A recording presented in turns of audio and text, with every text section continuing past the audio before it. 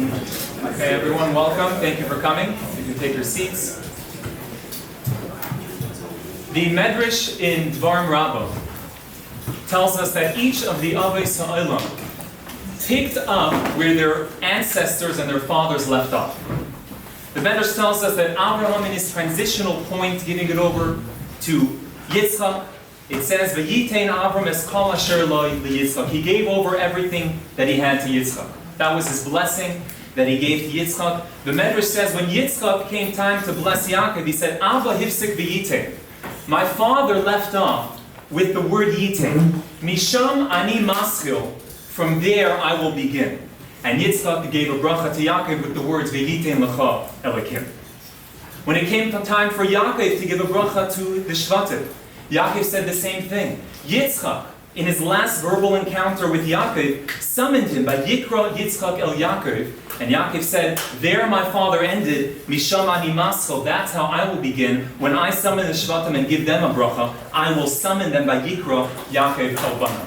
And the Medrash says the same thing happens in each successive generation. Each Gadol Hadar starts off where the previous one left off. Rav Hershel Schachter, in his introduction to his Sefer B'ikvei Hatzayin, quotes this Medrash. And he says this Medrash teaches us something profound. It is not enough, although we know the profound importance of Mesorah, of the link in the chain, of tradition, and of minhag in Judaism, it is not enough to simply copy and paste from a previous generation to today. We must be courageous enough, innovative enough, confident enough in our Yiddishkeit to be able to meet the current moment and the particular time and place of the Jewish people that we're speaking to in that time. Each one of the Avos did not begin where their fathers began. They did not simply press Control-C. They began where their parents left off. The Lubavitcher Rebbe said something similar with regard to the Meraglim. We know that the Meraglim were Gedolei Olam, spiritual giants, high-caliber people, princes of the generation.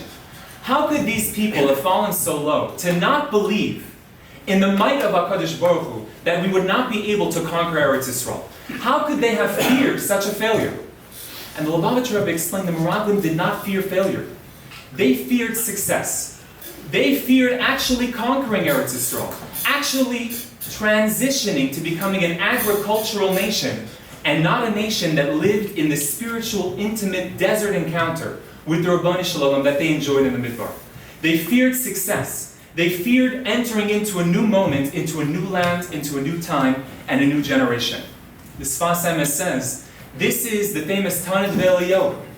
Masai yagia, maisai lamaisai avaisai. When will my actions reach the actions of the Avos? How could a Jew ever say that? How could we have the chutzpah to say that my actions will reach the actions of Avraham Avinu? Says the Sfas Emes, yagia doesn't mean reach. Yagia means touch. We only need our actions, although they be different, distinct, on a different level, in a different sphere. They just have to touch the actions of our ancestors. They just have to touch and yagia b'mitzvos to the actions of the previous generations. That is the entire idea of Mesorah and of Hemshech. The Rav and the Rebbe were monumental, earth-shattering figures. Their lives spanned the 20th century, and the cataclysmic, earth-shaking events that the 20th century contained within it. The Holocaust, the founding of the State of Israel, and the mass migration of Jewry to New World centers in the United States and in Israel. And in fact, their paths crossed many times. Not only their paths, but their minds and worldviews as well created many parallels. But in others, they diverged. The Mishnah says in Avos, a machlokes, which is l'shem shamayim, will be established forever. Why would we want a machlokes to be established forever, even if it's l'shem shamayim? Answered Rav Soloveitchik, because a machlokes which is not about subjective egocentricity, but a machlokes defending and fighting for the truth. Each side of the machlokes brings out a tension, a certain nuance in the complexity of truth, and that tension has to be something that remains. These two Jewish leaders were illustrious figures. They came from illustrious forebears, rich traditions, but they both were not afraid of the new, and not afraid of translating where they came from to where they're going to. Here with us today are illustrious rabbis, scholars, speakers themselves, some of the most sought-out speakers, communicators, and sense makers in Yiddishkeit today. Rav Simon Jacobson is the author of A Meaningful Life, Toward a Meaningful Life, which has been translated to tens of languages, touched the hearts of millions. He's the founder of the Meaningful Life Center, described by the New York Times as spiritual Starbucks. Was one of the chayzrim of the Lubavitcher Rebbe, a team of scholars who memorized and transcribed and published thousands of hours of the talks of the Lubavitcher Rebbe. In that capacity, he published more than 1,000 of those hours. His voice is rooted in timeless tradition and Torah, yet at the same time is so timely as well. And his spare time is also the publisher of the Allgemeiner Journal. Rabbi Dr. Meir Soloveitchik is one of the world's preeminent Jewish thinkers and communicators, one of America's most influential religious leaders, senior Rav of the She'eris Yisrael Shul in Manhattan, the oldest Jewish congregation in the United States. He's also the director of the Center for Torah and Western Thought in Yeshiva University. He's lectured internationally to both Jewish and non-Jewish audiences on topics relating to faith in America, Jewish theology, bioethics, wartime ethics, and much more. He embodies the eternal truths of the Torah and the bridge between that and our current moment. Some housekeeping. Rav Jacobson and Rav Soloveitchik will each present their opening remarks, and then they'll sit down for an open interview, question and answer session, no holds barred. Without further ado, the expenditure of Hancock Park has the distinct and proud schus of presenting to you Rav Simon Jacobson.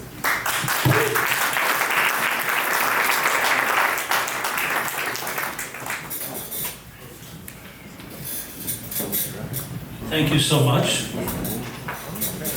for hosting, for Harav, my dear friend and colleague. I'm really excited to be here, especially on this topic and at this time, because many myths and stereotypes have been spread over the last generations and continue in many ways about what is sometimes referred to as the machlekes, the disagreement, to put it mildly, between Chassidim and Misnagdim. And I use those words very deliberately because it's an expression that Rav Soloveitchik would use. And maybe here's an opportunity as we come closer to Mashiach's times to really dispel those myths. And for that alone, I feel very honored and humbled to be here with you, Rabbi Meir.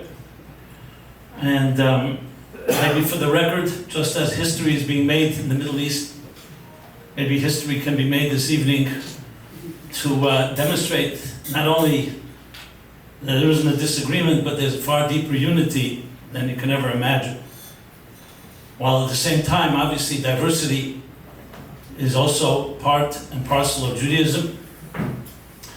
So with that in mind, I grew up in Crown Heights, USA. My shul was 770 Eastern Parkway. You've heard of this place, right? Yeah. And I grew up in the Chabad system, went to the Chabad yeshivas, and I constantly heard about, of course, the major war fought in the time of the Baal Tanya and the Gra. These are the two branches, what then was coined as Chassidim and Misnagdim. And it took on actually quite severe and aggressive manifestations. And that was what I always grew up with. Obviously, everybody liked their team, even though I knew some of its weaknesses. But as I grew a little older, more mature, I remember seeing a letter that was written to the Lubavitcher Rebbe by some Rabbi Soloveitchik, called the Rav, and I'll refer to him as such.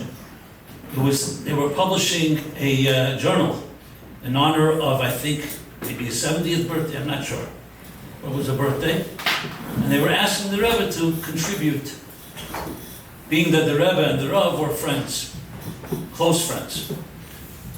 So without going into all the details, but what struck me was the Rebbe circled the words close friends, and he added much closer than anyone will ever know. Okay, interesting. You know, we know they were colleagues in Berlin University. I'm sure they had other interactions. There's pictures actually at different dinners, Chabad dinners in the United States, in New York, with the previous Lubavitcher Rebbe and the Rebbe. Rabbi Soloveitchik there, the Rav. But it intrigued me, and I started looking a little more into it. And then I discovered something that really, first I thought was some type of maybe forgery. Someone passed on to me a 15-20 minute recording of the Rav speaking in Boston in honor of what he called Yat Kislev. Yutas Kislev. The 19th of Kislev is the day of the liberation of the Baal Tanya from being imprisoned. And the reason he was imprisoned because he was informed upon by Misnagdim. And the Rav is speaking about it. As I said, once I heard the recording, I couldn't believe it. First I thought to myself, did someone manipulate this? It sounded too good to be true. Right? Is that the first time you hear it? That's the reaction. And he basically says, I'm not going to repeat it all, I definitely encourage everyone to listen to it. He basically says that some people see him as a clandestine Chabadnik, that's his words. And he's not going to deny it, he's not going to affirm it. And I'm sure we'll talk about this more, but he talks about his Chabad Melamed in Soloveitchik, where he grew up, with tremendous admiration, and how this Chabad Melamed tried to influence him because he knew he had a good catch, a brisker enikel. And he continues and says whether he was successful or not, he'll leave up to the crowd to see from his words. So again, somewhat cryptic, but it's pretty obvious. But then he tells the story of Yutas Kislev, and then afterwards, where the Baal Tanya made an attempt to go see the Gra. Instead of having these disagreements that were being passed on by middlemen who had their own agendas, so he said, we have our own version, meaning the tradition of Rabbi Soloveitchik. And I should mention, of course, grandson of Rab Chaim Brisker, going back to Volozhin, Rab Chaim of Volozhin, Talmud Muvik of the Gra himself. And his version is that the Alter Rebbe, the Baal Tanya, went with Rabbi Yitzchak Barditchever to try to see the Gra. Without invitation, because it was not welcome at the time. And they finally got in, not into him. They came to his door, they knocked on the door. I can't even repeat it with all the drama, the way the Rav was so capable of doing. But the Gra would not answer the door. But he looked through the keyhole. And when he saw the Baal Tanya's face, this is Rabbi Soloveitchik speaking, not me. He saw his face. He couldn't believe it, and he knew that if he lets them in, he will not be able to resist.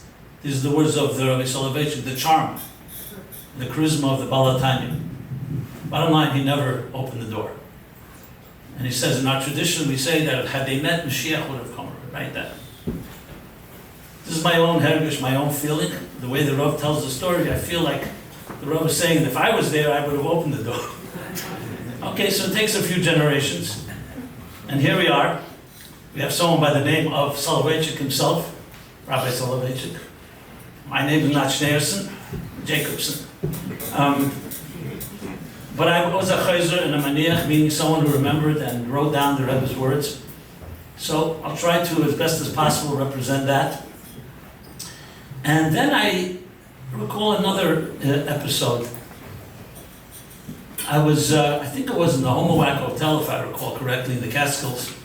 So there was a conference that OU hosted. They wanted 3 speakers to speak about 3 great giants of the 20th century. They asked me to present the Rebbe, Lubavitcher Rebbe. They had Rabbi, I forgot his name, he was the head of the Ramah schools, to represent a Rav Kook, and a Rav Ganok, is that the way it was pronounced? Ganak, sorry, to represent the Rav, Rabbi Soloveitchik. I spoke first, I shared my thoughts, the Rebbe's revolution in different areas, in Torah, Vedic, Mos Chasad. Rabbi Ganak gets up and shares the following. He says, I, even more than the Rav, I'm a hardcore, cold Litvak, Snagit. And I never had any soft spot for Chassidus and for Chabad especially. This is what he says. But since Rabbi Jacobson so eloquently presented the Rebbe, I have to share the following. In the summer months, in a bungalow colony in the Catskills. The Rav would be there, one of the bungalow colonies, and the summer afternoon, Shabbos afternoon rather, he would give a shir in Gemara for a few hours. But in the month of Elul, meaning the end of the summer, he dedicated a half hour to teaching Likutei Torah. Likutei Torah is a book by the Baal HaTanya, a sefer, on the Parshas and on the Yom Tov. And he would teach it beautifully. I could not stand it. So I went over to the Rav. By us we don't have that reverence that Chassidim have to our Rebbe. And I said to the Rav, with all respect, why do you pick, of all the books, you pick this obscure book? Likutei Torah, who knows about it even? And the Rav looked at me, and in his calm voice he said to me, without this sefer, we cannot know the difference between Pesach, Shavuos, and Sukkot. Yes, I know we say different tefillos, different events happened, but what is the deeper meaning and significance and difference between these three Yom Tov? Without Likutei Torah, you don't know. Anyway, that obviously silenced me, but I still couldn't handle it. So a few weeks later, I asked him again, and he told me a story. I think he quoted this story from Parents. Huh? Yitzchak Leib's parents. Yeah, Yitzchak Leib's parents. You know the story. Huh? It's an outrageous attack on Litvaks, that story. Yeah. It's very hurtful and very triggering. So I have an idea. Maybe you should tell the story. Anyway, it's a long story, and I have limited time here. But the bottom line, it's a long story about how Rab Chaim of Brisk had a Talmud, and a Talmud that felt at some point that he had learned everything he knew from the Gaon Rab Chaim, and he wanted to go off elsewhere. And Rab Chaim said, where are you going to go? I'm going to go to Chassidim. Okay, so he ends up by the Chassidim, V'yana Chassidim, I'm not sure which. And years later, he comes back to Rab Chaim. I think he had an issue with not having children, a fertility issue. He wanted a bracha from him. Is it kapeda? I don't know. I'm not sure. I don't want to say anything that there's a question mark. Bottom line is, Rab Chaim was intrigued. What did he find by the Chassidim that he couldn't have by him? So the Chassid said, I can't really explain it. Why don't you come for Simchas Torah, for Yom Tov to us? I'll host you. And he came to the Chassidish town. Rab Chaim did. And of course, Chassidim, Simchas Torah is a day they celebrate, and they dance, and they drink, and they fabrik. Rab Chaim is observing all the, I guess, the celebrations, the ceremonials, and the Chassidim just wouldn't stop dancing. And the way Yehud Peret says in his poetic way, that it was a cold winter day, and the mountaintops had frozen, and the leaves were covered in snow, and the birds stopped chirping. But when the Chassidim started dancing, their warmth caused the ice to melt, the snow to subside, and the birds began singing again. Anyway, it came Simchas Torah afternoon, and they're still dancing. Rab Chaim looking at the clock, time for mincha.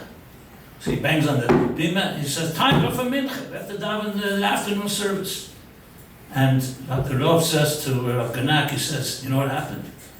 The moment he banged on the table, the mountains froze again, the leaves covered in snow, and the birds stopped singing. He says, that's you, Ganak. He told us, I think I conveyed it correctly. But my point is not to knock, obviously.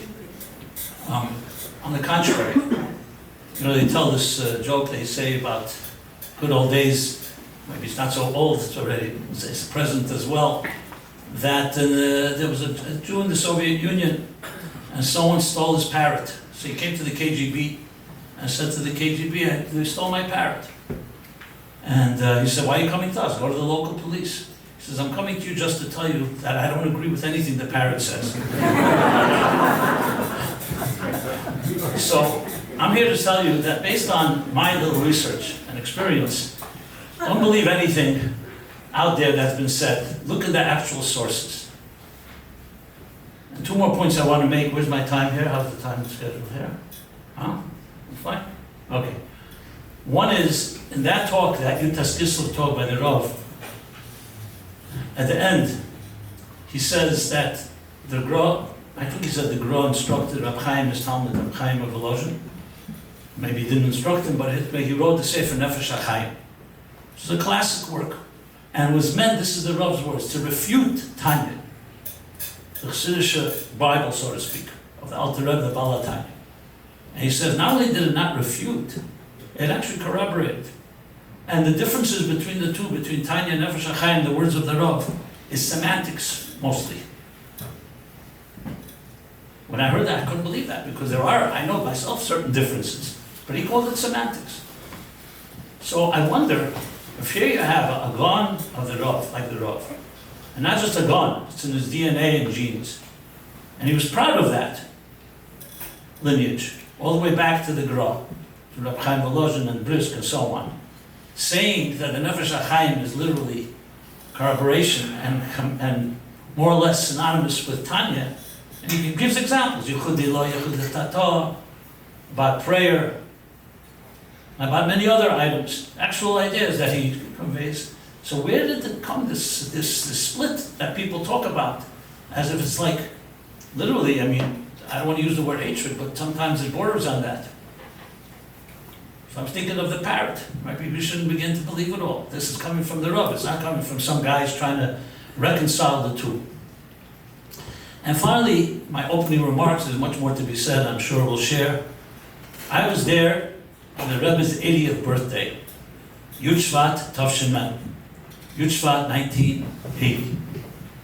Yud Shvat is the day marks the Rebbe's leadership that began after his father-in-law passed away on that day in 1950. So 1980, 30 years, so it was a big day, 30th anniversary. So big Farbrengen, 770, I remember it like now, packed. And of course, one of the highlights, maybe the highlight, was when the Rav walked in. I don't know if he ever walked in 770 before, definitely not Farbrengen. It was a very dramatic moment. He walked in, Rabbi Herschel Schachter had brought him, and he sat, they gave him a chair very close to where the Rebbe was. When the Rebbe walked into the Farbrengen, you have to see how they greeted. There are pictures of it. It was a sight. Two such giants, and also who knew each other. And as the Rebbe said, they were much closer than anyone would know. It was very dramatic. And then the Rebbe spoke. I'm not sure how long the Rav spent there. It was definitely over an hour, I think. Do we know exactly how long? It was not just token. And I remember thinking what the Rebbe was saying. Was he speaking to him directly? Was it hinting? I don't know. And then, at some point, he stood up, and the Rebbe stood up, which was also very rare. The Rebbe stood up and to greet him out, and he walked out to Rabbi Schachter. I heard later that Rabbi Schachter asked the Rav what was his impression. Because they probably hadn't seen each other physically for a while, at least years. That we know of, at least. And here's what the Rav told him. He said to him, when I knew the Rebbe in Berlin, he was a Talmid Chacham. Now he's a Nossi B'Yisrael. He was a scholar then, and now he's a leader of Israel. And what's the difference? He says, when Moshe Rabbeinu went up on the mountain to receive the Torah, the first luchas, the first tablets, what we honor and celebrate on Shavuos. So Moshe was a Talmid Chacham when he came down from the mountain, because he had been studying with the greatest teacher of all, Hashem, the whole Torah. Great Talmid Chacham. But he says when he went up the second time and then the third time and came down in Yom Kippur with the second tablets, which he had shattered, the first one was shattered, and Salachti Kidvarecha, and Hashem said, I forgive the Jewish people for the sin of the golden calf as you requested. Then Moshe became a Nossi B'Yisrael, more than just a scholar. He fought for and he prevailed over Hashem himself. And the pasuk says, when Moshe came down that second time, his face was shining. Keren Heit Panov. Moshe didn't even recognize it, but he had to cover his face because the people couldn't look at him. He says, that's what the Rebbe is today. So you tell me, are these not two beloved giants? And though not everyone knew the extent of their relationship, so being here this evening and celebrating that, I think is more than just for us here, it's for the whole Jewish people. Because at the end of the day, it's our achdus and our unity within our diversity, the harmony within our diversity, that Barchenu Avinu Kolonu Ke'echad, that Hashem blesses us when we stand as one. So I'm deeply honored again to be here and try to be part of this conversation with my dear friend Rabbi Soloveitchik, emphasis, and dispel some of these myths while also exploring the differences, but all within the context of Torah Achas and Am Echad. And today, especially with all that's going on in Eretz Yisrael, I don't want to neglect mentioning that. We're not separate. Our unity here has a ripple effect, and unity of Eden everywhere is always the source of our blessings. So thank you, and I yield.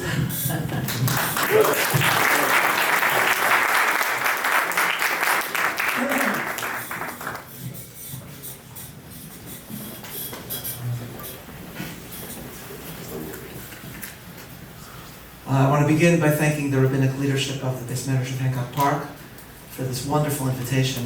When it was suggested to me that we mark the coming of Gimel Tammuz with a discussion about the Soloveitchik family and the Schneerson family, the House of Brisk and the dynasty of Chabad, I readily embraced the idea because it's one with which I have my own personal emotional connection, which is linked to my own education, my educational experience. There are times where you can experience a school, a class, and the topics being taught can be incredibly important, and nevertheless, the teacher will have no impact whatsoever. I think Stephen Breyer, the former U.S. Supreme Court Justice, tells a story about when he was a professor at Harvard Law School and he was grading exams.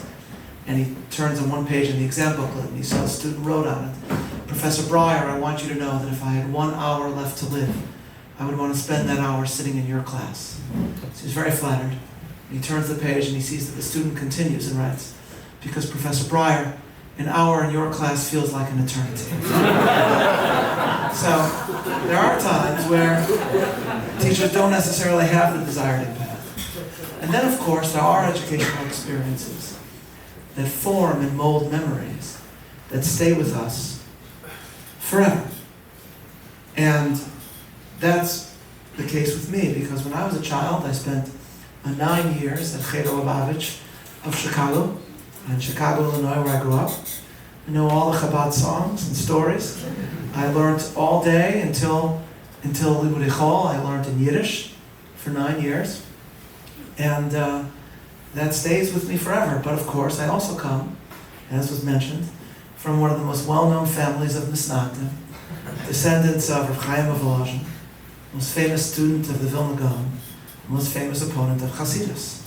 Thus it was that Rabbi Jacobson mentioned Yud Tes Kislev, celebration of the day when the Alter Rebbe was released from prison, despite the attempts of the Misnagdim to keep him in prison. I was at that prison, by the way, because I was in St. Petersburg. So I've seen that prison. Historic site. No, they only arrest Hasidim. They don't arrest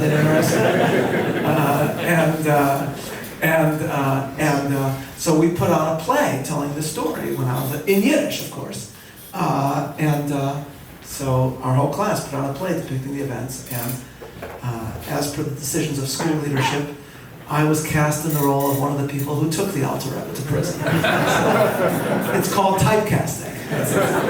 So that's my experience. And so there are many connections between my family and Chabad, and Rabbi Jacobson discussed that, and we can explore in conversations. But for now, I'll just note that there was a precedent for my own Cheder experience, which was briefly referenced by Rabbi Jacobson. Because my great-grandfather of Moshe Soloveitchik was Rav in a town called Chaslavich in Russia, which had a very large Chabad community. And as a child, my great-uncle, the Rav Yosef Dov Soloveitchik, attended a Cheder that was taught by a Chabad Chassid, whom Rav Soloveitchik also remembered for the rest of his life. Rav Soloveitchik said as follows, and I'm indebted to my friend Rabbi Menachem Gnak, who was mentioned, who has a wonderful article filled with passages about the Rav's citations of his experiences there. So this is what Rav Soloveitchik said. I'm only quoting parts of it here and there. He says, "The image of my teacher, Rabbi Baruch Yaakov Reisberg, stands before me. I still see his face emitting calmness and wisdom, imagination and ingenuity. To this day I hear his voice in the silence of twilight, suffused with sorrow and longing. His words cross the chasm, words full of passion and wonder. This was his Melamed, his teacher when he was 7 years old, that he's describing. And then he added, instead of teaching me Gemara, he taught me Chasidus. Even today, I still know sections of the Tanya by heart. If not for my Chabad Melamed, I would today be lacking in an entire dimension of knowledge. Many of my drushos are based upon the knowledge imparted to me by that Melamed. That's what our Soloveitchik said. Now, of course, you might ask, if the Soloveitchiks are famous non-Hasidic family, why would my great-grandfather send him to a cheder to study Tanya and Hasidic thought? Why would he want him to study Tanya and Hasidic thought? The answer is, of course, he didn't want that. And this Chabad teacher was engaging in an outrageous, clandestine act of indoctrination under the nose of my great-grandfather, who was also the Rav of that community. So Rav Soloveitchik further adds the following. This is a quote from Rav Soloveitchik. He says, the Rav said, I vividly recall how Rav Baruch would teach Tanya. During this period, my father would visit the Chadarim and Chaslavich on either Thursday or Friday. The Melamed, this is a quote, the Melamed had lookouts who would inform him when the rabbi was on his way. Immediately, the volumes of Tanya would be hidden. The Tanya was a small book and it was easy to hide. We would quickly take out the large Gemaras and shout as if deeply involved in Talmudic study. Somehow we always shouted when we studied Gemara. My father would look around and not notice anything out of the ordinary. So, this is what you have is outrageous, secret educational indoctrination with Rav Soloveitchik as a young child as like a Hasidic Murano of sorts, basically.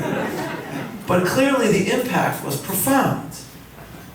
And for one of many examples, we need only look to a 1975 speech that the Rav gave on the Upper West Side, some 65 years after he first learned in that cheder. Here's how Rav Soloveitchik began. He said, I recall an experience from my early youth. Let me give you the background of that experience. I was then about 7 or 8 years old, and he adds, on that particular day, the whole cheder, all the boys were in a depressed mood, listless, lazy, and sad.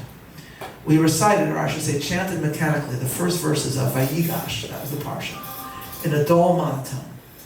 And then Rav Soloveitchik goes on to describe how one child was reading the opening of that parsha. Yehuda says, describing what Yosef, disguised as the vizier of Egypt, had asked them. Adoni sha'al es avodov lemor hayesh lachem av o ach.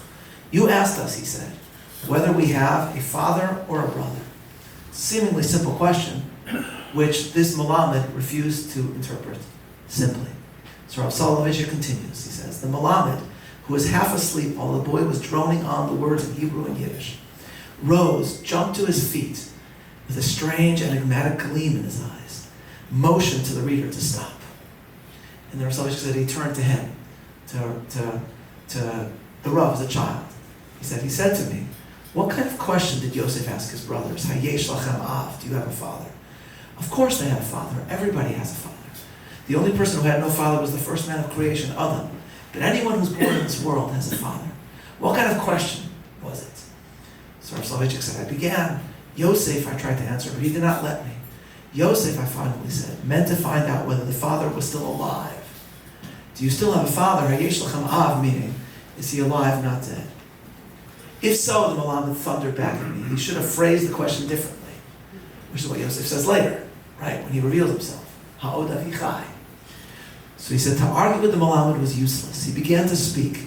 He was no longer addressing the boys. The impression he gave was that he was speaking to some mysterious visitor, a guest who had come into the cheder, into that cold room. You have to remember, he's remembering this 65 years later. He quotes the Melamed. He says, he kept on talking. And Rav Soloveitchik then goes on to describe how his teacher begins to bring in Hasidic mysticism, the difference between avostis kasin and avostis galion, or internal, existential fatherhood and external fatherhood. In his interpretation of Yosef's question, which Rav Soloveitchik summarized in his own philosophical version, here's how the Rav put it. In modern idiom, I would say, he, meaning his Melamed, meant to express the idea that Yosef was inquiring about existential parenthood, not biological parenthood. Yosef, the Malamed concluded, was anxious to know whether they felt themselves committed to their roots, to their origins. Were they origin conscious? Are you, Yosef asked the brothers, rooted in your father? Do you look upon him the way the branches or the blossoms look upon the roots of the tree? Do you look upon your father as the feeder, as the foundation of your existence? So this is, of course, not the simple pshat in the pasuk, to say the least, but it is poignant and profound. The Hasidic Rebbe was engaging in existentialism, and he was interpreting Yosef's question, do you have a father, as questioning, do you understand that you owe your very identity and existence to others? Or do you approach yourself solely as an individual? Here one thinks of the old Chelm story, where the Rabbi of Chelm was traveling in Warsaw and he's staying in an inn. And the innkeeper says to him, he says, oh, do you want to hear a riddle? And the rabbi says, of course. Rabbis love riddles because we use it in our speeches. So the innkeeper said, well, I know somebody who's the son of my father and my mother, but he's not my brother. Who is it? So the Rav of Chelm says, I don't know, who is it? He says, it's me, I'm the son of my father and mother, and I'm not my brother. So the Chelm Rabbi says, this is an amazing riddle. So he goes back, gets in the pulpit for Shabbos for sermon, he says, people of Chelm, I want to tell you a riddle. I know somebody who's the son of my father and my mother, and he's not my brother. Who is it? They say, we don't know. Who is it? He says, it's the innkeeper in Warsaw. So the point is, of course, that every one of us, right, is who we are because of others that have come before. We are not atomistic individuals. We are rooted in our fathers and our mothers. And that, the Hasidic Malamed went on to say, that's ultimately the spiritual springboard to us understanding our connection to HaKadosh Baruch Hu and our very identity as members of Klal Yisrael. So Rabbi Soloveitchik then went on to utilize this to further deepen his understanding of what the response that Yehuda gave to Yosef. Yesh lanu av zakein v'yeled zekunim katan. Yes, we have an elderly father and also a small child, that's Binyamin. And that for Rabbi Soloveitchik captures exactly what the educational experience is supposed to be. We are connecting the small child, Yeled Zekunim Katan, with the Av Zakein, with the elderly father, meaning with our ancestors, with all those who have come before. And then he concludes this by saying, that is the experience I had with the Malamed.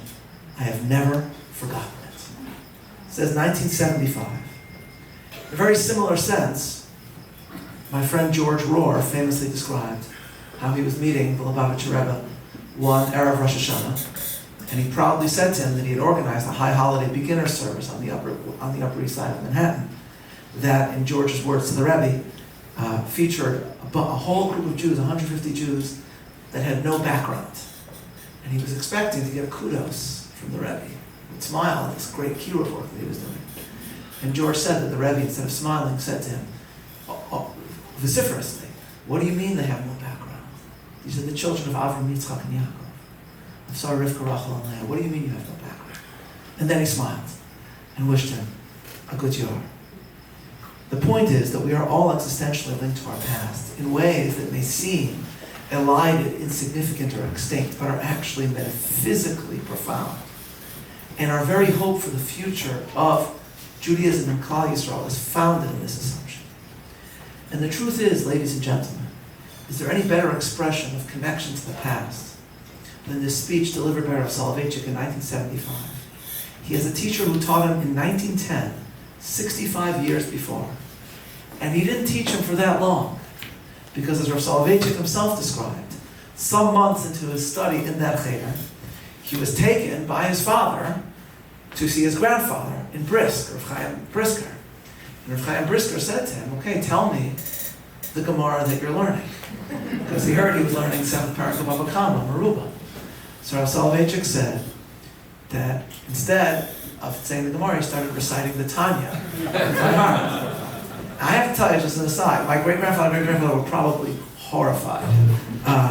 And one thing I do know is that after that, they pulled him right out of that cheder and never sent him back. From that on, he learned only with his father for the next, basically, 20 years. But it was too late, because what he had learned from the Malamed had stuck.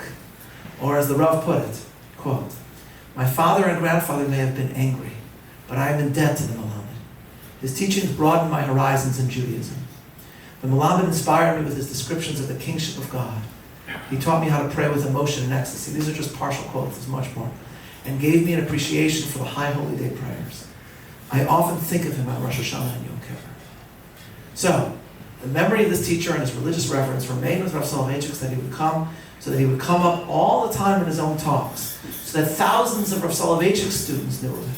This is probably the most famous, obscure Cheder Rebbe in all of Jewish history. Is there a better illustration of gratitude, of knowing that we owe our existence and identity to others, of how we have to feel ourselves rooted in others? Now here, ladies and gentlemen, is what is incredible. In 1919, 2 years after the Russian Revolution, Rav Soloveitchik's family and my family escaped the Soviets by stealing across the border, leaving Chaslavich forever. My grandfather, Rav Soloveitchik, was 2 years old. He cried as they were crossing. He almost got them killed, but they made it. Many years later, Menachem Kasdan, a student of the Rav Soloveitchik, visited the Soviet Union during the height of the Cold War, decades after Rav Soloveitchik came to America. And he met with the Jews that were in Moscow. And he was told the next day that one of them wanted to meet with him. This is what he said. This is Menachem Kasdan's testimony. Our Rakefet cites this.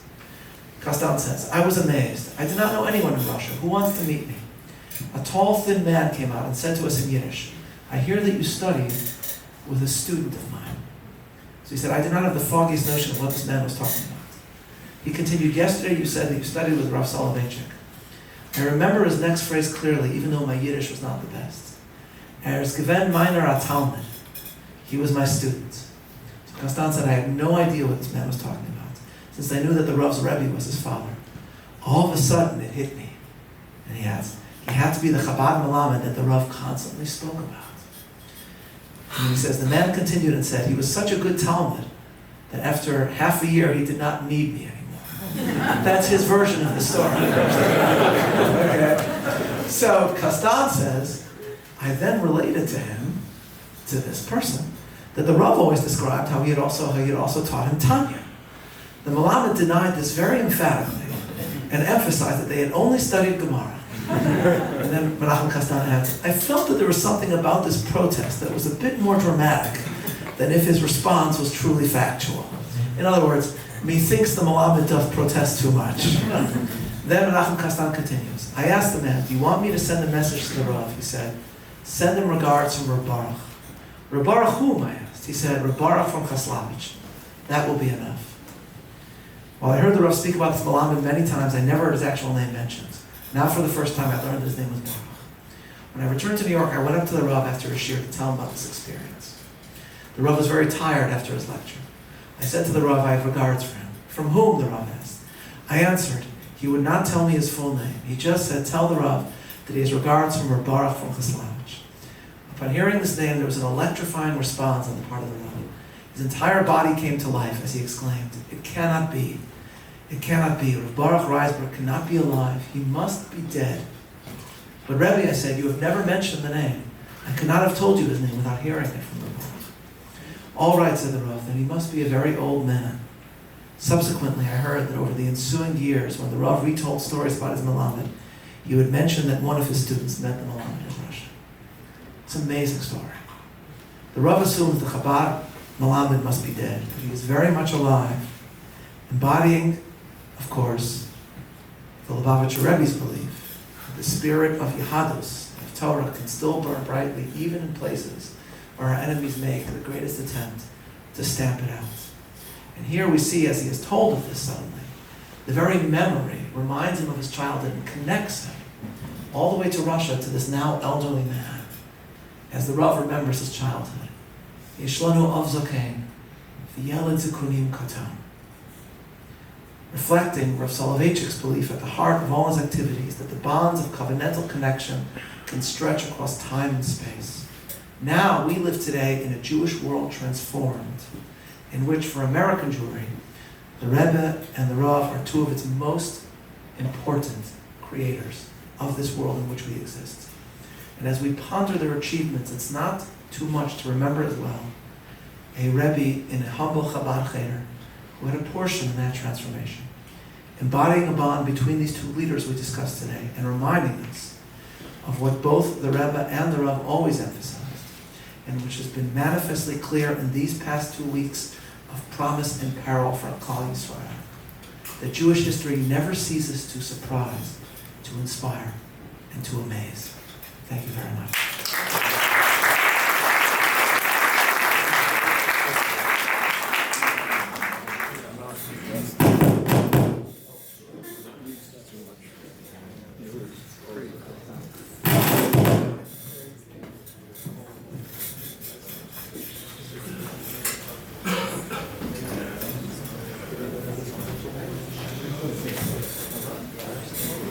Thank you both so much for being with us here tonight. I would like to, first of all, give a very hearty yasher koach to Rabbi Meni for putting this whole event together.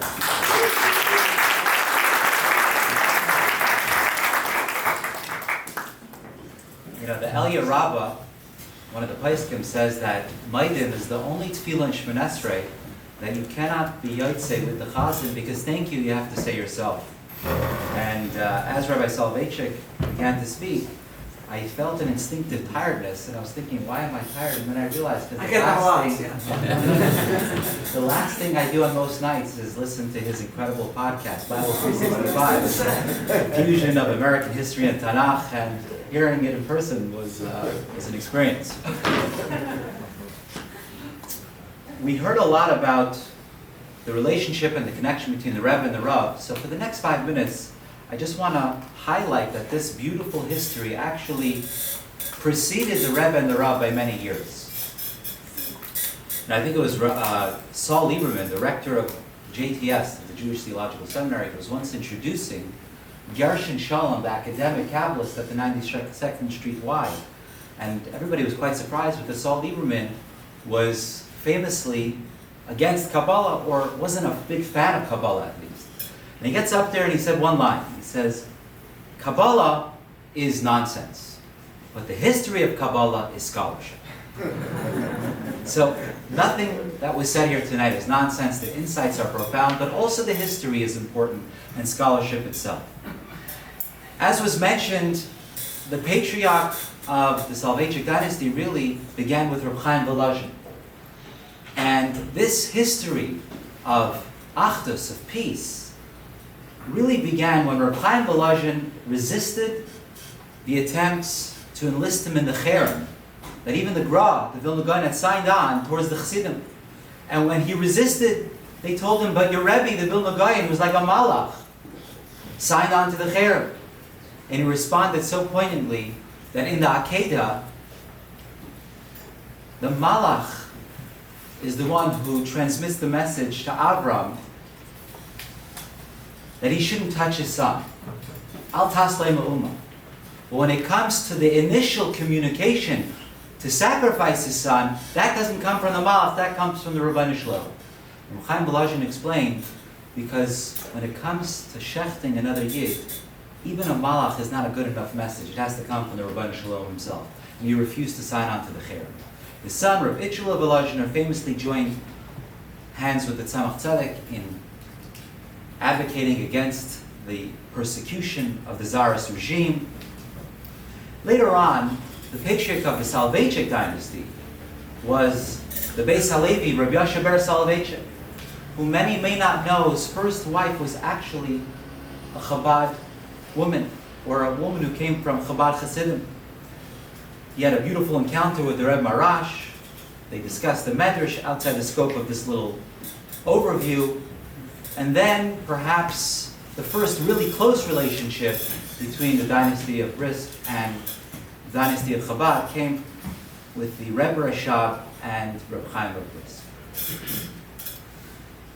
They literally fought arm in arm together against the decrees to stamp out the Jewish nature of our education.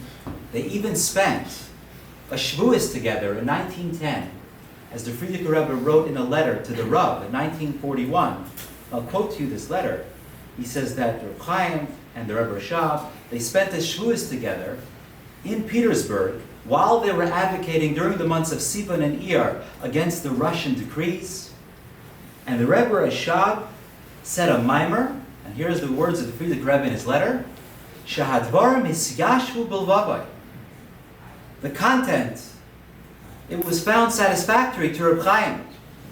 Va'ad az mibli habit al asher ziknai, ay avi ziknai mitzat kvaid imai, haya migeza hasidim, leishama v'layada meriyanis hachasidus. And he commented that even though his grandfather and great-grandfather, presumably because he was from the first wife of the Beis Halevi, who came from a Chabad family, he says even though his grandfather and great-grandfather were for Chabad Hasidim, he had never been exposed to the Rayonis of Hasidus, and he found them satisfactory. We're told by the autobiography of the Brisker Rav, the son of Rav Chaim, Rav Yitzchak Zev, Rav Elvo Brisker, who spent 1940 in Warsaw, together with the Frierdiker Rebbe in 1941, was very perturbed by the fact that he wouldn't have an esrog for that sukkahs, but when he heard that the Frierdiker Rebbe had found a precious esrog for him, was delighted. A Ger Chassid volunteered to run through the bombing of Warsaw, across Warsaw, to procure that esrog, only to bring it back and for the Brisker Rav to be in a state of elation. Rav Shmuel David Reichik actually reports, he was there in Warsaw at the time, that the two children of the Brisker Rav came to the Frierdiker Rebbe to ask him where they should go and strategic decisions that had to be made about how to escape war-torn Warsaw. Fast forward a little bit, the Frierdiker Rebbe comes to America, as Rabbi Soloveitchik mentioned. Rav Moshe, the son of Rav Chaim Brisker, was the Rosh Yeshiva of Rabbeinu Yitzchak Elchanan, passed away in his mid-50s. Tragically passed away at a very young age. And this hit the Rav, his son, Rav Yasher Ber, very strongly. He was a very young man at the time, in his 30s, and he was crestfallen. And the Frierdiker Rebbe reached out to the Rav, and he wrote him a beautiful letter of warmth, trying to comfort him and console him. And the Rav's response to the Frierdiker Rebbe is very powerful. He writes that your words really gave me the much needed chizuk. And in his conclusion, he writes, I'm just going to quote you such a powerful line. He says, Ma'id ma'id kavdeni, it was such an honor, b'divrei elai, divrei idud chizuk, and mitzidi, hineni muchan lamay lefanav u'lisharsa. He's saying that he's there to do whatever is necessary for the Frierdiker Rebbe. Interestingly enough, the Frierdiker Rebbe actually was instrumental in the Rav becoming the Rosh Yeshiva of Rabbeinu Yitzchak Elchanan, amongst many other factors, but they viewed him with the leadership there, Dr. Samuel Belkin. They weren't sure if he was up to the task.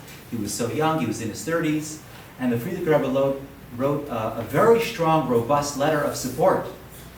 And later that year, the Frierdiker Rebbe asked the Rav to be the guest speaker at the dinner of Tomchei Tmimim, which he did, and he spoke beautifully. A tremendous drasha, again outside the scope of this little overview, but a beautiful drasha that was written with transcripts. And so,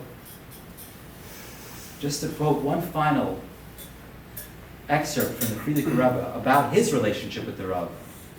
He writes, Eides harav Agayin harav Yosef Doiv, v'mehusay ha'atzmi, hineni yayda, u'makirei zeshanim rabbis, Eid b'Yosef Berlin. I know him for many years.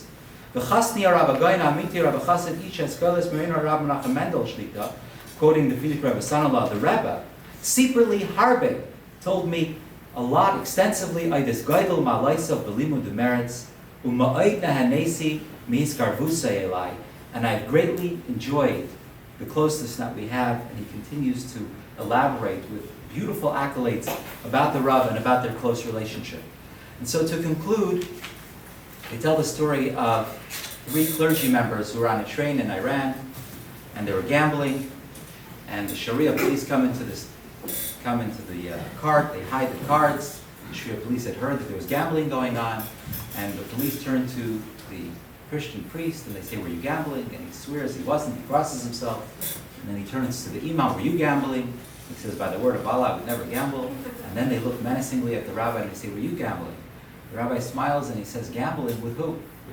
And so when you hear about machlekes, and you hear about how Chabad and Brisk and modern Orthodoxy might really seem to be such polarizing, different hashkafas that would lead to machlekes, but you hear the stories of how close and how deep the admiration and the respect, and the mutual respect was for the contributions that each one brought, there truly was no machlekes. And unlike Kairach, who personalized his division and couldn't tolerate his opponent, we hear from tonight and will continue to hear how to celebrate each and every contribution that has been talked about here, and how there really was no personal machlekes, and in fact the opposite is true.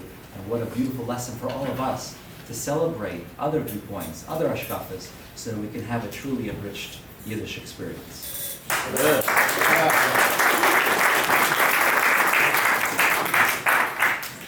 Okay, thank you so much for Collinson. Now is the fun part. We're going to do a little bit of a question and answer session. We have some previously submitted questions, as well as some of my own, and then we'll open the floor to anybody who wants to ask their own. Each question will be mostly to both of you speakers, and each one of you could keep your response to basically around 3 minutes, just in the interest of time. First question. Both the Lubavitcher Rebbe and Rav Soloveitchik were visionary leaders in post-Holocaust Jewry. What do you see as the core mission that each one took on for the Jewish people in their generation?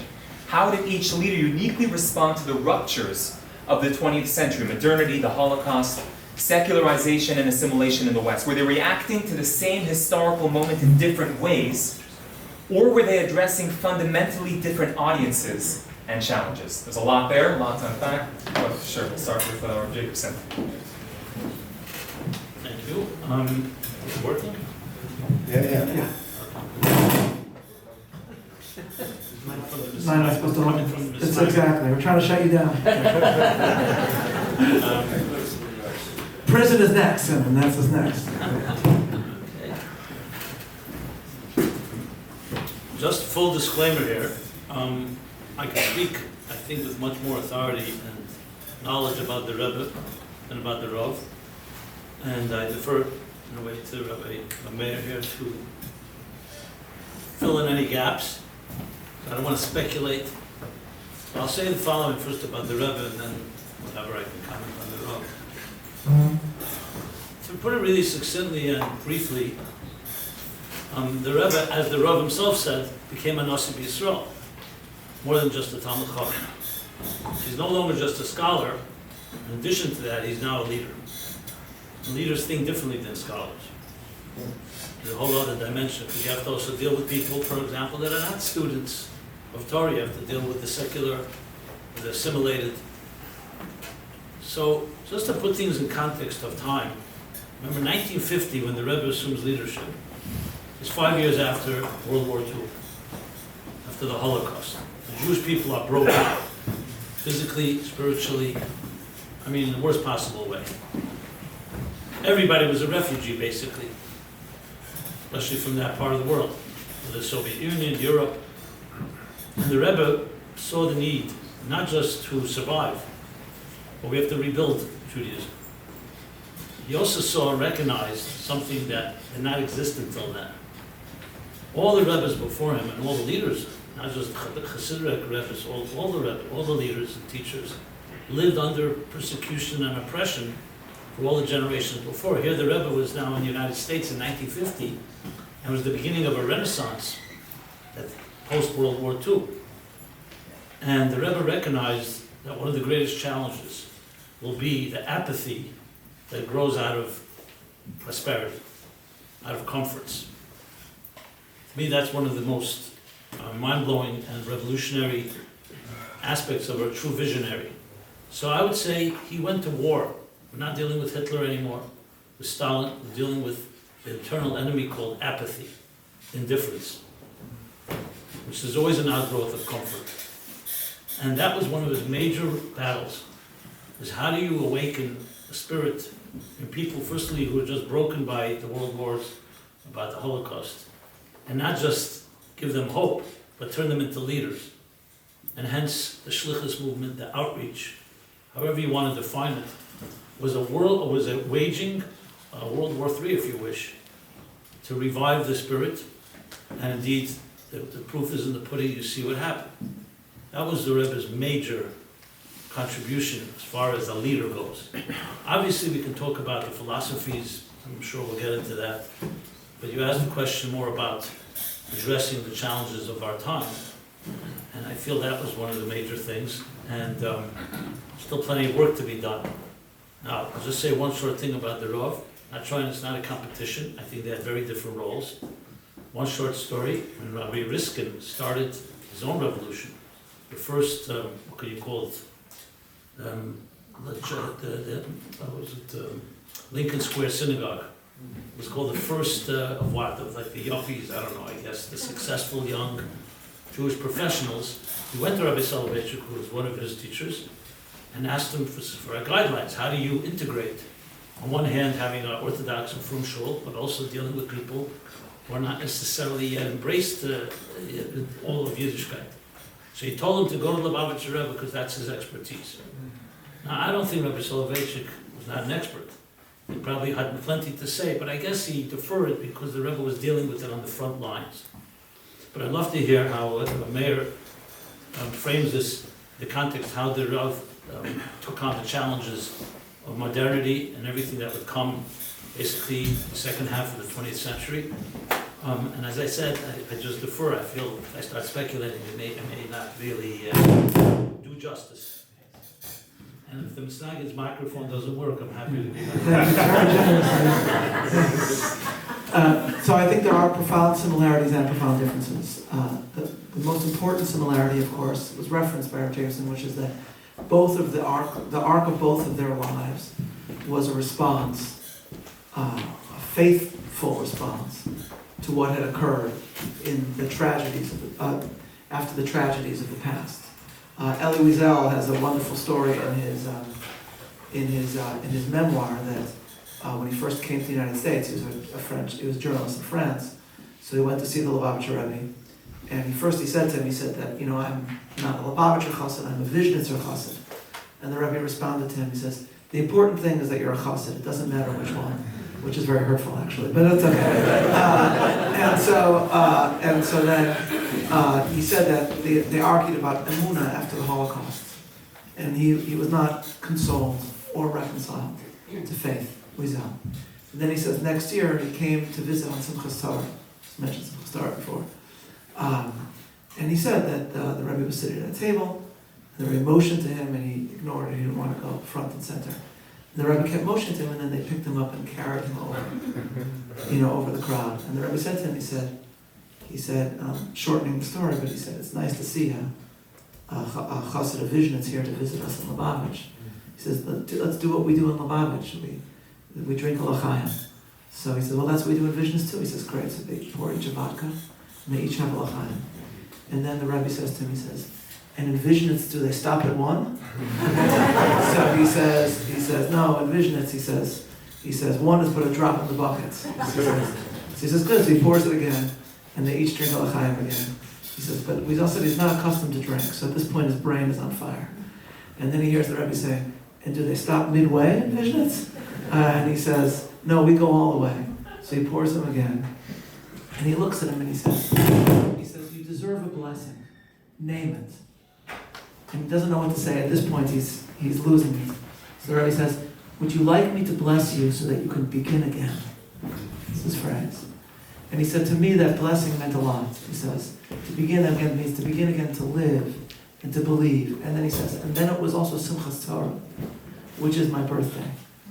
And of course, the Rebbe is saying this on Simchas Torah because this is when we read Bereshis and when we start the Torah and we read about creation and what it means to begin again.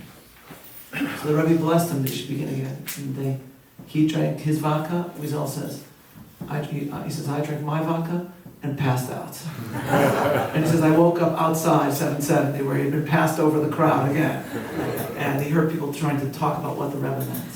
So I'm neither a chassid of Vizhnitz or Lubavitch. Wait, it's like... Okay, exactly.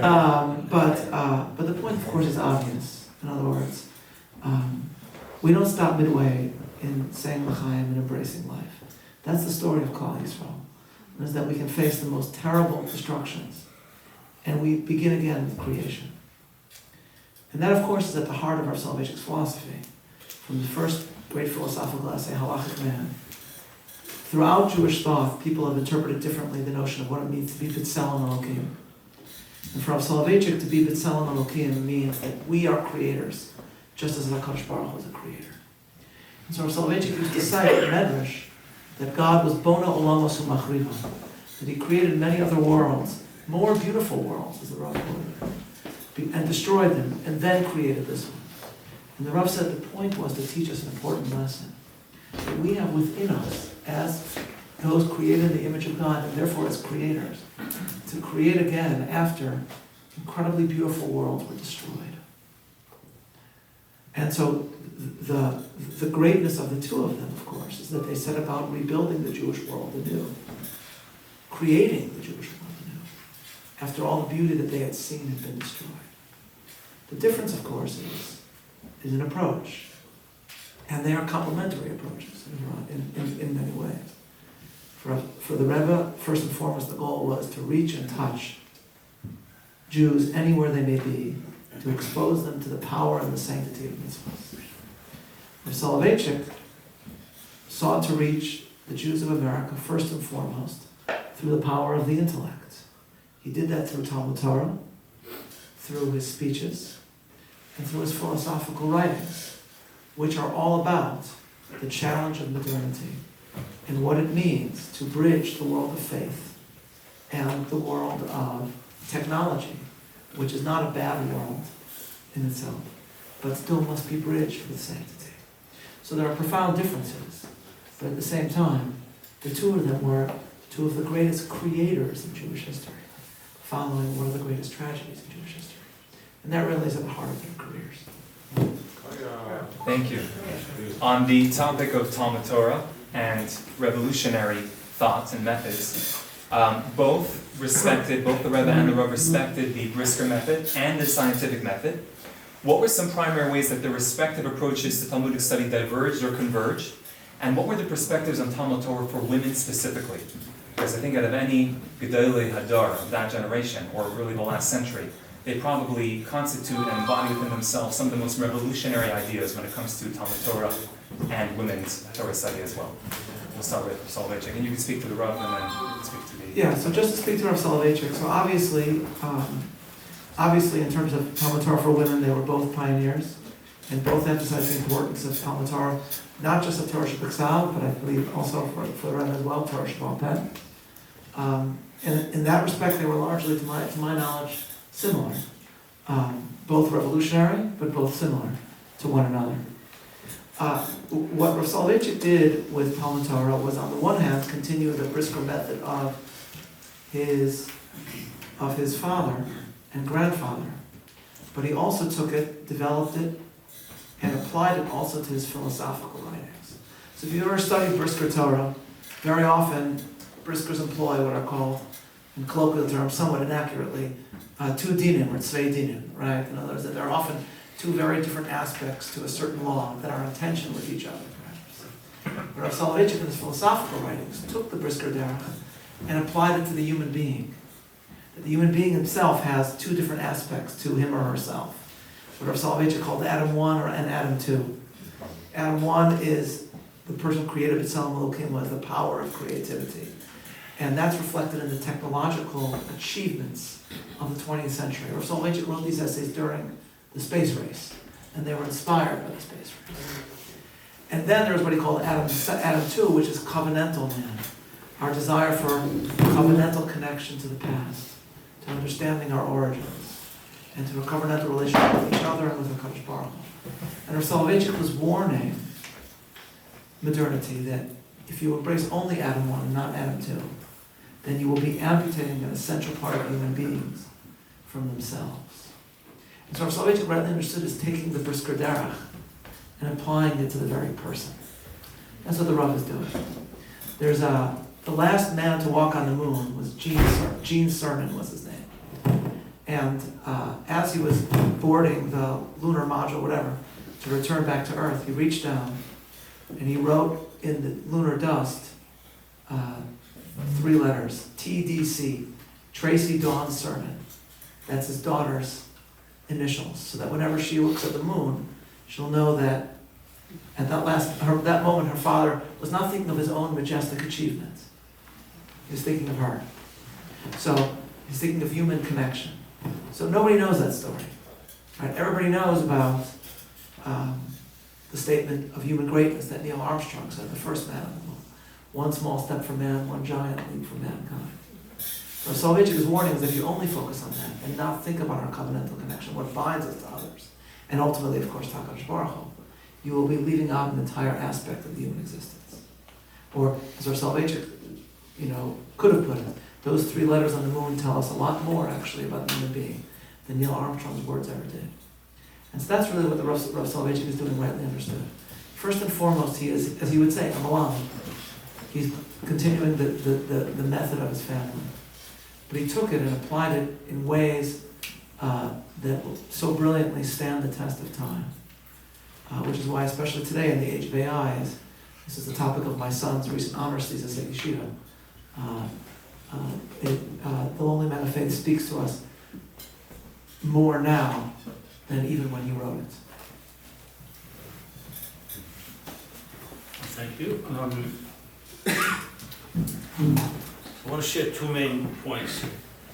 One is in the world of brisk.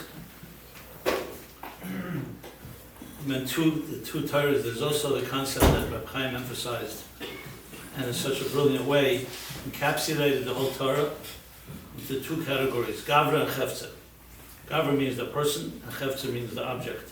So every mitzvah requires both. Put on tefillin, the person is putting on tefillin, the woman that's lighting a candle, and then there's the mitzvah, the tefillin, the object itself. And this was very fundamental in the Rebbe's teachings. You find it constantly because it's a way of also showing the common denominator even of many different laws in the Torah that seem unrelated. But one additional element that the Rebbe had introduced was from another God, the Rogatchover, Rabbi Yosef Rosen. And the Rogatchover added a third element. He said everything is poil, pu'ula, nifl. So poil is like Gavra, the one that's acting. Pu'ula is the action, and the nifl is the result of it. Like what happens when the person does the mitzvah, what is derived from that. So in a way, you can say in general terms, when you look at the Rebbe's method of learning, you'll see very often he'll speak about those 2 and then add that third dimension. And we can now analyze what the third adds to it. Not necessarily a contradiction, it's just a matter of how you categorize things. But on a more, I think fundamental level, I'd like to share this. And this may be a chiddush. Ein beis medrash b'lei chiddush. Being that I was so involved in writing the Rebbe's talks, so I had an intimate, behind-the-scenes glimpse at some of the methodologies that were not always so obvious to the reader. I want to share something from under the dashboard, if I may. It was 1975, actually end of 1974. It was actually Yutes Kislev, talk about Yutes Kislev, which is usually the November, December of 74. Tavshin Lamed Hey, to read the new Hebrew year.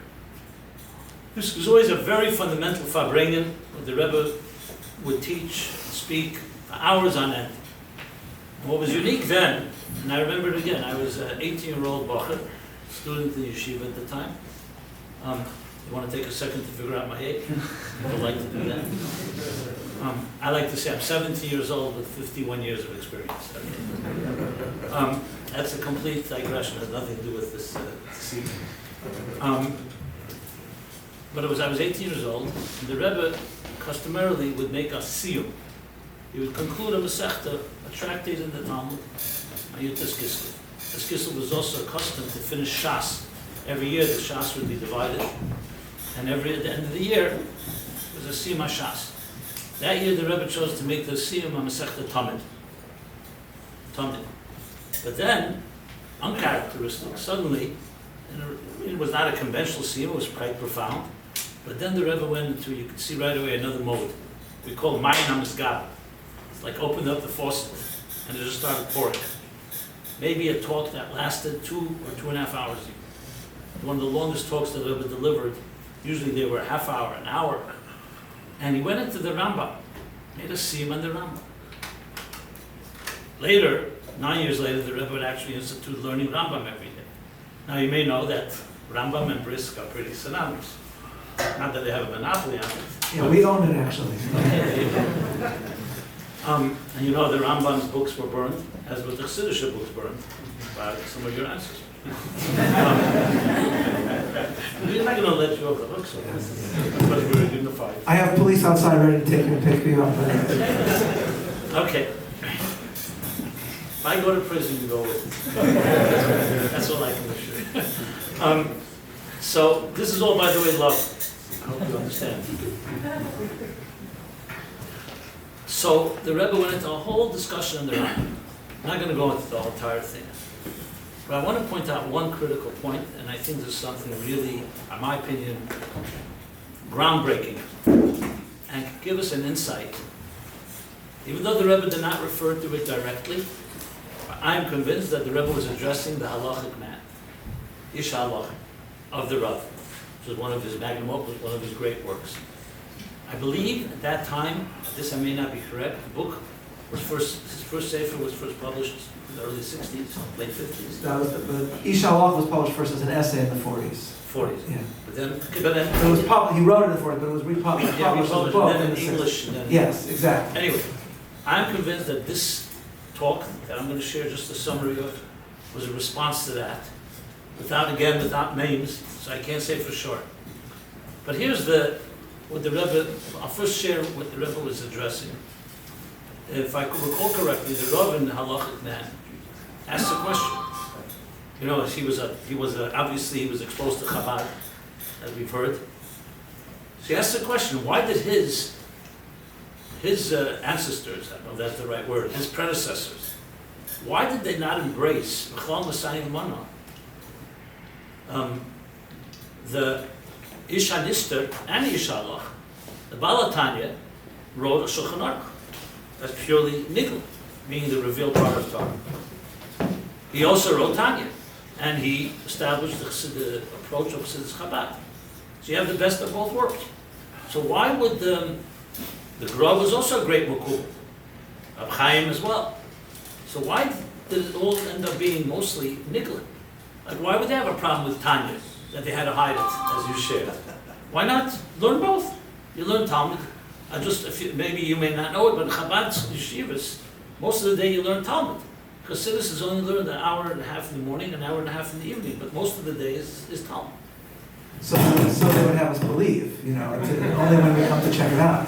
Okay. And his answer, he says, is I have obviously did study Nister, and he would, as the Rebbe mentioned before, part of his rushes, and so much is based on it, and his love wasn't just, but still, he wants to justify, of course, B'Mekayim Divrei Harav, his own teachers. So he explains because they felt, and I'm talking about the school of Volozhin, school of Brisk, that what's expected of the average Jew is to be a halachic man. Ein lona esek b'nistaris. We don't know what's going on in the engine room in the spiritual world. Obviously much has happened, but that's not for the average person.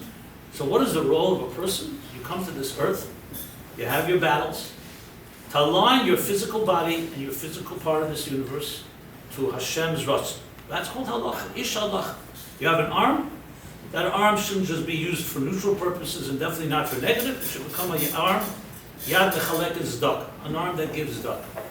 You have a mouth, eating kosher food. All other faculties, everything about us should be aligned as much as possible to the will of God. So you're like a walking divine ambassador, basically. And he goes on in a powerful way and explains it.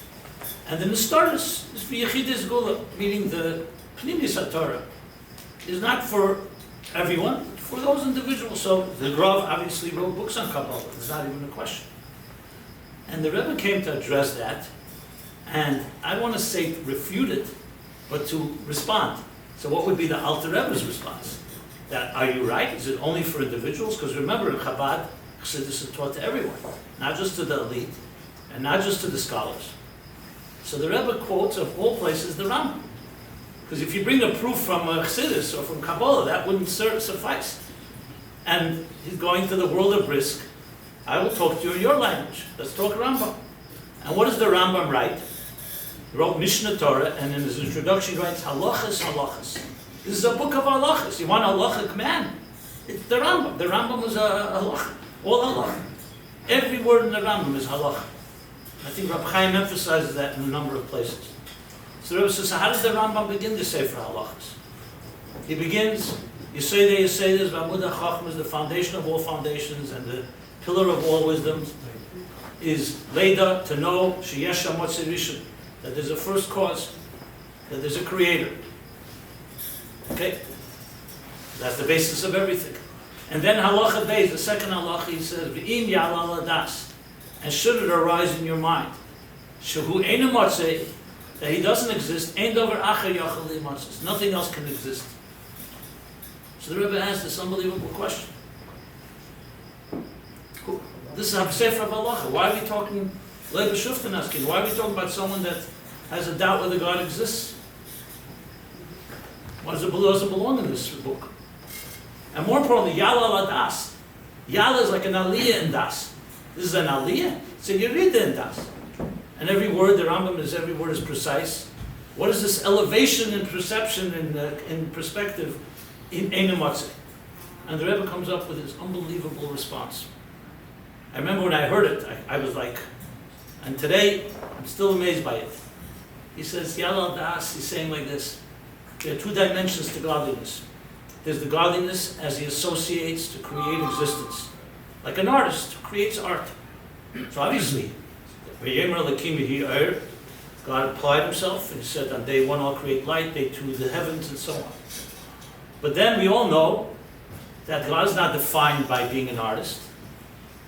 No, God is beyond existence. So the Rambam is saying, in Yala Das, it's an aliyah in Das, that if you want to talk about God beyond existence, then there's no existence. There's nothing to talk about. That's a God that doesn't leave room for existence. Why is that negaya? Why is that important in the book of Halacha? And the Rebbe said the following, because Halacha comes to achieve something major. We live in a material world, so some things God created that are rishus, that are neutral. How do you have the power to transform the physical world into a holy object, into a chefza shel dusha, using again the language of Rabbi Chaim? How do you turn a physical object, for example, the flesh, the hide of an animal, into tefillin? It seems to be opposites. You could use it for good purposes, but to transform it, that now it's a dover kaddish, it's a holy object that you no longer can ever use for neutral purposes, and when it's no longer usable, you have to bury it, etc. So it's not just enough to invoke the divine that relates to existence, you need to invoke the divine that can change existence. That's why the Rambam brings it. But I'm using this as just an example. As Einstein said, you cannot solve a problem from the system where the problem was created. So the Eina Motzei, we have to invoke, go back to the engine room of Eina Motzei. In other words, to be a halachic man, for every person, it's not just enough to tell us what to do and follow orders. We have to go back to the dimensions of the divine that transcend existence. That's the Eina Motzei. So we're not talking about a God that doesn't exist.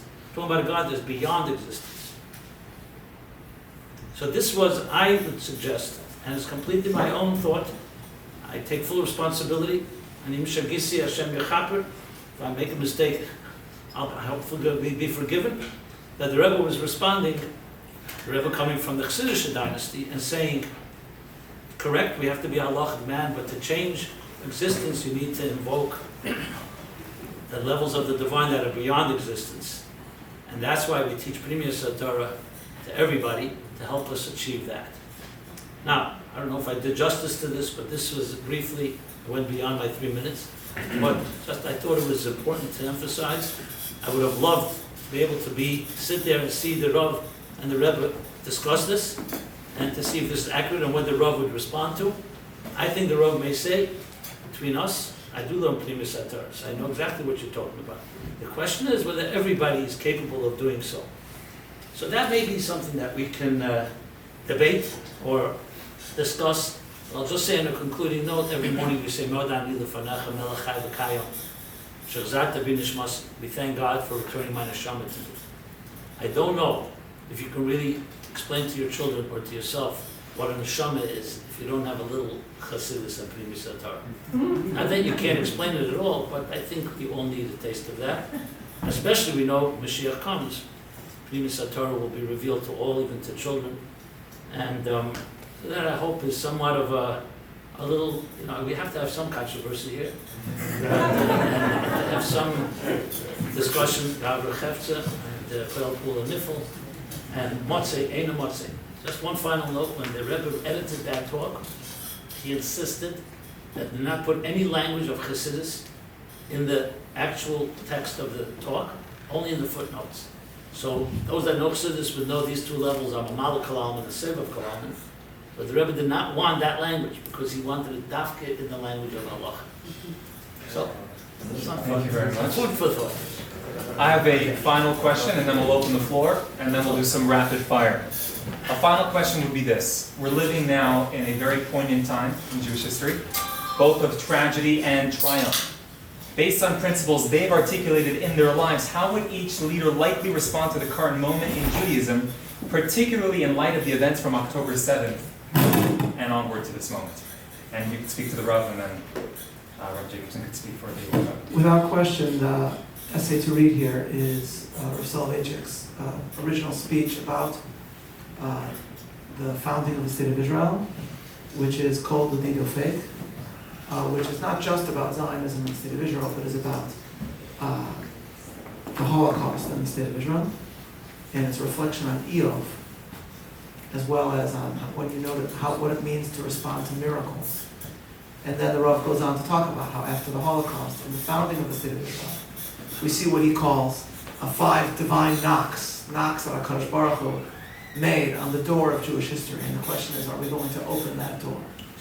And it's called the Dido Fake. That's what's inspired. That's why it's called the Dido Fake.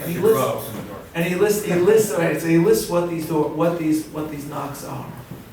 And there's no question that we are experiencing knocks like this now.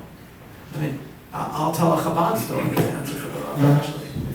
If you read Rabbi Lau's memoir, my former Chief Rabbi Lau, he says that during the Yom Kippur War, he visited a soldier who was terribly wounded. His entire head was bandaged in the hospital. And the soldier came out of the coma. And the first question he wanted to know was because he put on the shalyat tefillin without the sholosh. So he knew that the soldier came from very secular people. So he said to him, why are you so interested in putting on tefillin? So the soldier had said that he had been serving in the Yom Kippur War, itself, of course, a source of many tragedies and losses in Klal Yisrael. And they were serving in the Sinai. It was on Sukkot, right after the beginning of the war. And he said, some Chabad Hasidim pulled up with a sukkah on the back of a truck in the Sinai, right? And so they implored him to come out of your Jeep, he's sitting in the Jeep, and come in and say a bracha inside the sukkah. And so they say no. He says, I don't do that usually. Now in the middle of war, I'm going to do it. So they're very persuasive, so they insist. He gets out of his Jeep and he comes into the sukkah on the truck to make a bracha. And as they're doing it, they hear an explosion. And they look out and they see that his Jeep, where he was just sitting, was struck. It is now a smoldering heap of metal. So this lieutenant, secular Israeli, Lieutenant Yehuda is his name, turns to this Chabad Chassid and says, I suppose you would call this a miracle. And Chabad Chassid says, what would you call it? And that's when he takes on to start putting on film. Now, the truth is that it's exactly what Soloveitchik writes in Covenantal the Fake. He says, woe to the person who sees a miracle and denies what he has seen. That's the exact lashon that he uses, something like that. And how can we not feel this now, in the Tanachian times that we are experiencing, where we see people who are not known for utilizing the parlance of Emunah. We see secular Israeli anchors putting on yarmulkes just to say, Antova Ameti, other are Shechianu. Netanyahu, Prime Minister, in his press conference, talks about the most important part of his coalition being Siyata Dishmaya. That's the language he uses. We are experiencing knocks of history right now. If you read Kol Dido Fake, you can find it, it's on Safari, you can read it in English. It will speak directly to the time in which we are. And echoing that, The Rebbe, as probably many of you know, every war in Israel, starting with this, obviously 48 was start with the 6-Day War, 1967, and then the Yom Kippur War, then the Intifadas, the terrorist attacks. As a true leader, always addressed it. And that also could be found online, in English as well. Reading it, it sounds exactly as it was said today. Exactly what you just said, concurring the recognition, and more importantly, the saying gratitude. Chizkiah, Hashem was going to make him Mashiach, but he didn't say thank you well enough. Gratitude for the miracles that we've seen and continue to see. But above all, the Rebbe cited a pasuk in 1967, which is also quite a prophecy. That will be, the day will come, it's talking about Messianic time, and the sound of the great shofar will be heard. And it will draw and attract all those have been lost in the land of prosperity, and those that are downtrodden or oppressed in the land of Mitzrayim, to come bow and prostrate themselves on my holy mountain. And the Rebbe said very explicitly that this is referring to our time, a wake-up call of the great shofar. The Rebbe then said in 1968, the beginning of 1967, the beginning of Tafshir Chavches, he said 3 discourses of the same with that beginning, which was very uncommon. And then the Rebbe said, will we respond to the call? That's the question. The next step is ours. The call happened, and you see the wake-up call. Look how Jews responded after October 7th, and now, the last few weeks. I mean, the whole world is in awe. Literally, shock and awe. Talk about tefillin. What does it say? The Rebbe instituted then the campaign of tefillin in 1967, citing the Gemara that says, tefillin shabarosh, tefillin on the head. V'ro kalami haaretz, all the nations of the world will see, kishem Hashem lekecha nikra lecha, the name of God is upon you, upon the Jew who puts on tefillin. V'yaru mumeka, they'll be afraid of you. And indeed, when the Syrians in 1967 saw soldiers putting on tefillin, especially on the head because it's very prominent, they thought these Israelis came up with a new weapon. A grenade, who knows what it was. It was a weapon. It was a spiritual weapon, and they actually ran. This is documented. So when you read that today, it's exactly have a wake-up call, unprecedented, I would say even bigger than that. Maybe even miracles that are even bigger. Look, here we're dealing with 1,400 miles away, I ran from Israel. So I think both taking with the Rav, as Rameir just elaborated, and the Rebbe's approach, I think this is very much any different approaches here, basically recognizing God's hand, recognizing that every military war, physically, also has a spiritual dimension to it, and recognizing that all of us are being mobilized now. This isn't just IDF and Sahel. Every one of us has a role to play. We can't be bystanders, we can't be spectators.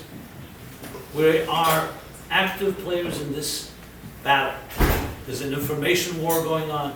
I bring you warm regards from New York, where we just nominated the Democratic, I'm not going to get into that. So there's propaganda. The war is on all fronts, and all of us can play a role in it. And I say this very, very emphatically, and I'm sure the Rav would say this, and the Rebbe would say it, speaking to us all. We all have to be proactive Jews now. Not a time to sit and watch others. Every person you can reach, you must reach. Whether it's information, whether it's inspiration, adding a mitzvah, whether it's film, Jews are receptive today, and many are misinformed. So there's tremendous opportunity, but also tremendous need and tremendous ignorance. I mean, the fact that, say, 30% of the Jews voted for this guy, I don't know if that's the right number, or Jews on campuses or elsewhere are protesting against Israel. What are we doing wrong? What are we teaching our children? I'm not saying our, God forbid. So we have a real mission. So it's not just, the question is not just a theoretical one, what would they say? I think it's a call to action, which I think, I'm sure the Rav and the Rebbe for sure would never allow an idea just to remain theoretical or philosophical. It was always the Bechein, the My Benaihu. What difference does it make right now in our lives? So the best way we can honor them is to live by their teachings and directives and act on it. I think that there's no disagreement about it.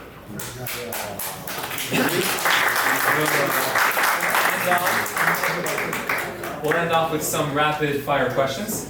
Rabbi Soloveitchik, favorite Hasidic sefer? I mean, it's such a long list. I don't know. I do not have a favorite Hasidic sefer. Okay. That's I did study the Tanya, but my favorite sefer of Machshava of all is the Kuzari, and it's neither a Hasidic sefer nor a Masonic sefer. It's a Sephardic sefer, and I am a Sephardic rabbi now, so that I think makes the most sense. Okay. Rabbi Jacobson, favorite Brisker sefer? Chidushei Rab Chaim, of course, on the Rambam. No, he gets the easy one. There's another hard one. Rabbi Soloveitchik, Torah or Tefillah? For me personally, Yes. there's no question that I experience Talmud Torah as the primary means of connecting to HaKadosh Baruch Hu. But I don't say that as with pride, meaning I think that every one of us has mitzvahs that we naturally take to, and mitzvahs that we need to work on. And so, on the one hand, this runs in the family. In other words, the story about Reb Chaim Brisker is that he davened very fast, Shemona Esrei. So his father said to him, the Beis Halevi, he said, you know, you should daven slower. He says, well, this is how I daven. What do you want me to do? So he says, well, okay, at least in terms of people looking, he says, maybe at the end, just stand there a little bit. So it looks like it's longer. So he said, I'm doing that already. So runs in the family,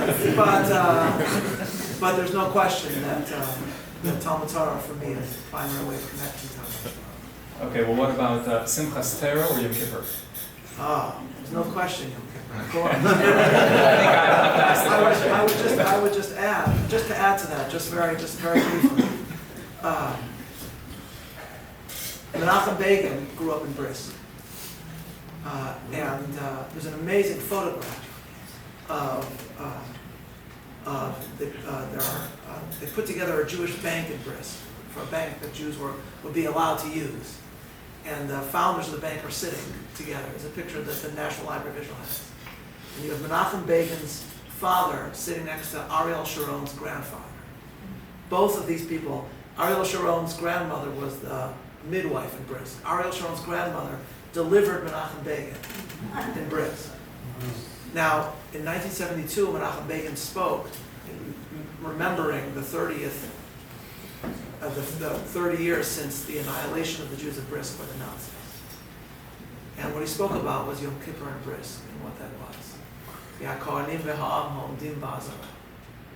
And how that faith in Yerushalayim was vindicated by the events that happened in the 6-Day Wars. It was 5 years later, the 6th Day War. If you want to know about the spirit of Brisk and the spirituality of Brisk, you could read that. It's been translated. You find it online. It's called Kulanu Noladnu B'Yerushalayim. We were all born in Jerusalem. And you will see a description of Yom Kippur and Brisk. Simchas Torah and Brisk was no great change. Okay, last two, Rabbi Jacobson. Can you summarize in 1 or 2 words the Rebbe's legacy? Why don't you ask me about Torah? Okay, fine. Rebbe's legacy. Rebbe's legacy in 1 or 2 words. What would you say? That's a hard question. In my book, Torah Meaning for Life, I use one word called reality. The Rebbe was mamchish, was manifested and personified reality. And reality is godliness. That's the one word. You have to interpret. Now you have to ask me what does godliness mean. But You essentially, could have 2 words for that. essentially is that we can take our impermanent lives, our mortality, and turn it into something that's infinite and eternal. That's the way I would catch it. Beautiful. Rabbi Soloveitchik, one word for the Rav's legacy for us today. 1 or 2 words. This is, by the way, 1 or 2 words. That's like when you asked us now to Rabbi Jacobson, I was reminded of that's the old Soviet joke where Gorbachev was asked to describe the state of the Soviet economy in 1 word. And he says, good. And he's then asked to describe the state of the Soviet economy in 2 words, and he says, not good.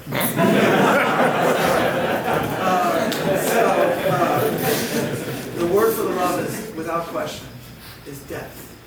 What? Death. Not death. Death. In other words, there are many people out there who approach, this is not meant to be a criticism. There are people that you will read writing from a Jewish perspective on a specific subject that requires death, and what they are writing is superficial.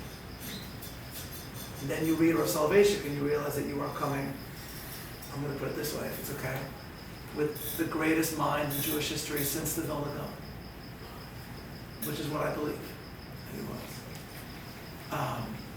And there is not a single encounter with his writings or his speeches where you do not come away astonished at the depth with which he is approaching this subject. Thank you so much, Rabbi Jacobson, Rabbi Soloveitchik.